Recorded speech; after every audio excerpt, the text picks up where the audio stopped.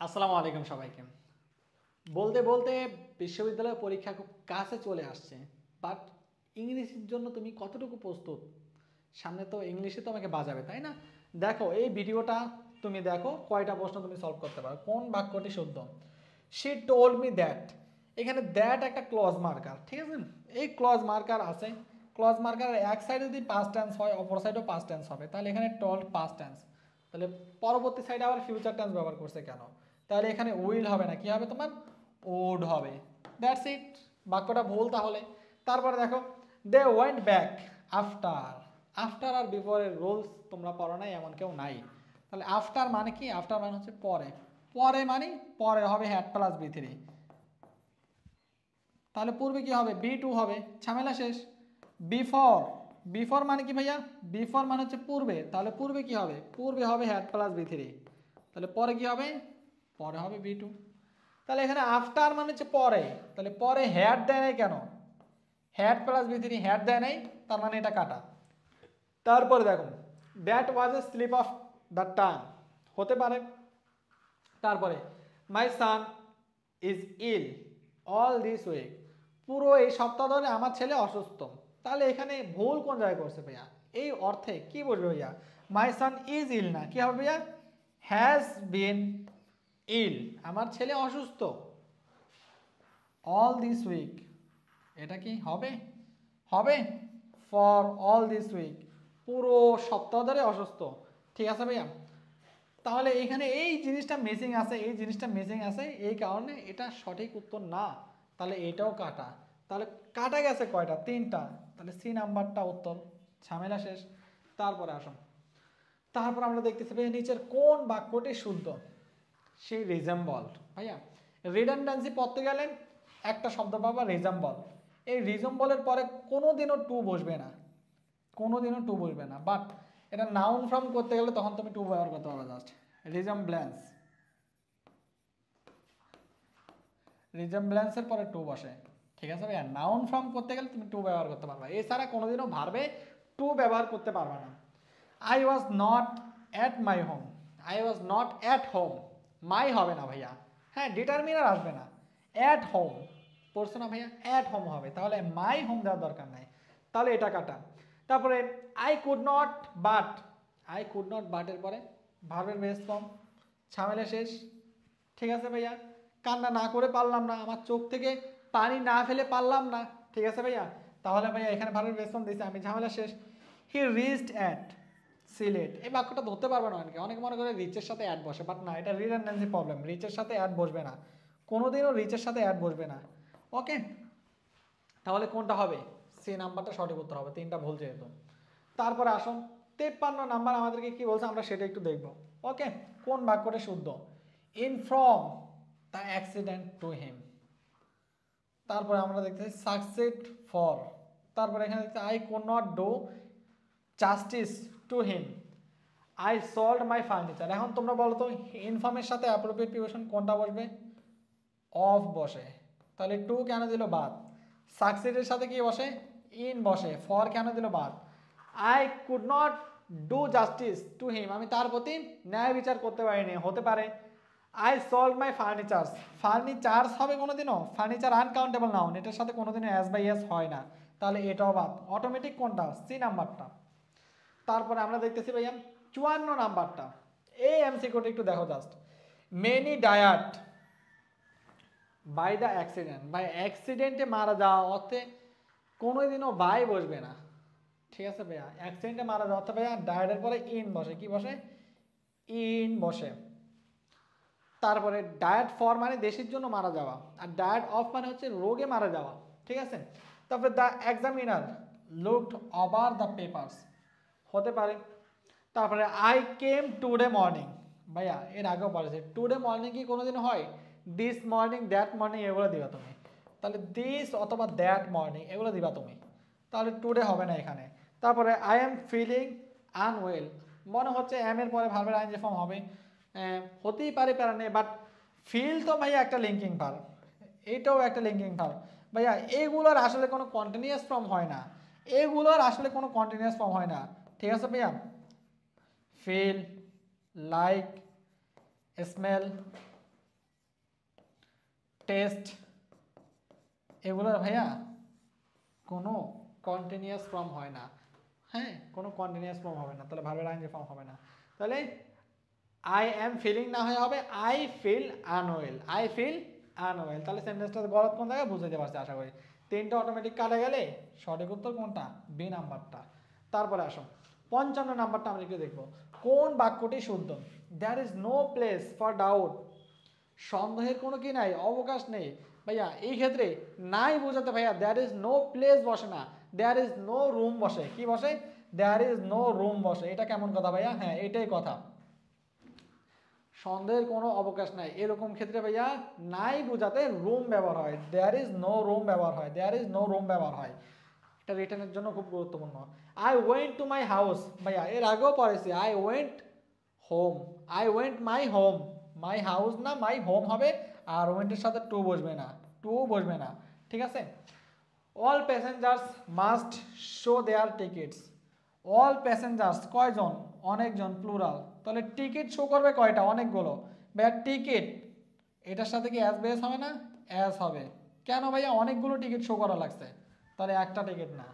He called me a coward, তাহলে এটাও বলে, এটা অটোমেটিক উত্তর। He called me a coward, he subject, factitive verb, F B factitive verb, তারপরে হচ্ছে অবজেক্ট, আর এটা হচ্ছে অবজেক্টের complement, A coward.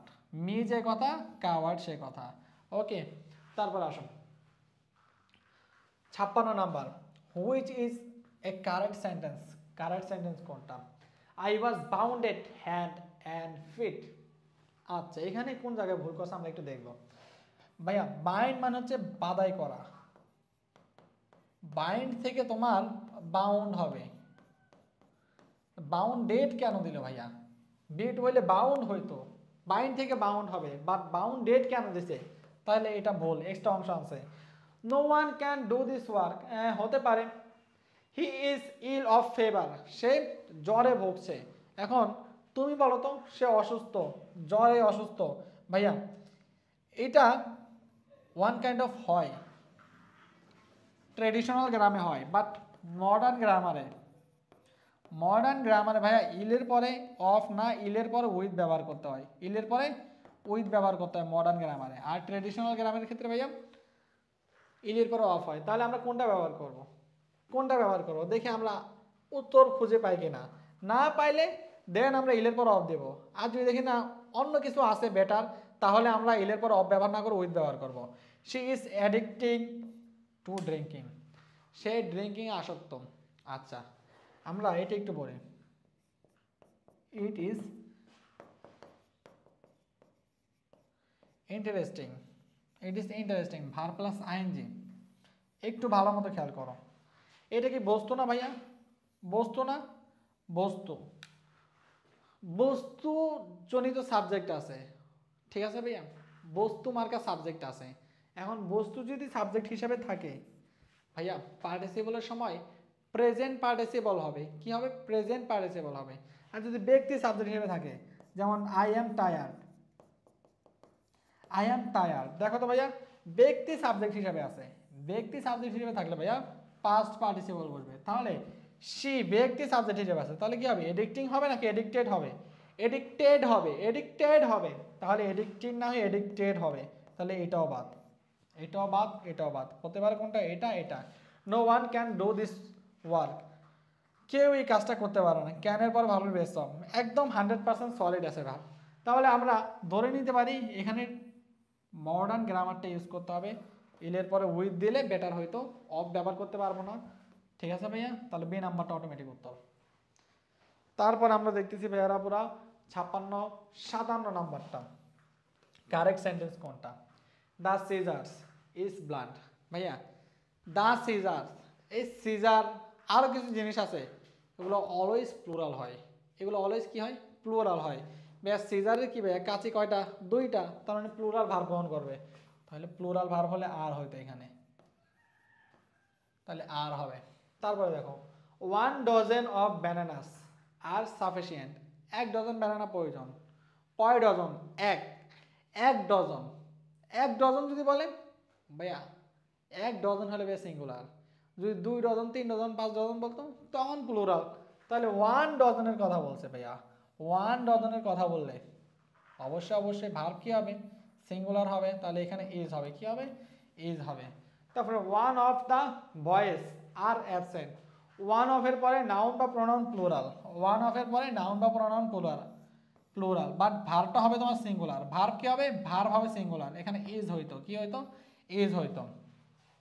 It is I, who relative pronoun, এর পূর্বে সাবজেক্ট অনুযায়ী ভার্ব আসবে। আই এর পরে এম হয়, আই এর পরে কি হয়, এম হয়।